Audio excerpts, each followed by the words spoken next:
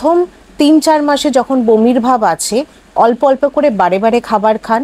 যেগুলো গন্ধ লাগছে বা যেগুলো আপনি গন্ধ সহ্য করতে পারছেন না সেগুলো জোর করে খাওয়ার দরকার নেই জোর করে মাছ মাংস ডিম খাওয়ার। আর যেগুলো সহজে হজম করা যায় সেই খাবারগুলো বেশি করে খান। এইভাবে আপনি কেয়ার করুন। সকালবেলা ঘুম থেকে ওঠার পরেই আপনি প্রথমেই একটা বিস্কিট বা 2টো বিস্কিট খেয়ে নিন, তাহলে বমির ভাবটা কমে যাবে। আর তার সাথে সাথে আপনার গাইনোকোলজিস্ট আপনাকে কিছু বমির ওষুধ দেবেন, সেই ওষুধগুলো আপনি খাবেন। বাট যেটাই বললাম যে প্রেগনেন্সি অবস্থায় ভমিটিং নর্মাল, সেই কারণে যতই ওষুধ দিই ভমিটিং টেন্ডেন্সি বা ভমিটিং কিন্তু কমপ্লিটলি চলে যাবে না। ওষুধ দেওয়ার কারণে সেটা কমবে। নর্মালি যদি আপনার দিনে 10 বার হতো, ওষুধ দেওয়ার ফলে সেটা দিনে 2 বার বা 2-3 দিন পর পর হবে। এটা নিয়ে কিন্তু চিন্তা করার কিছু নেই।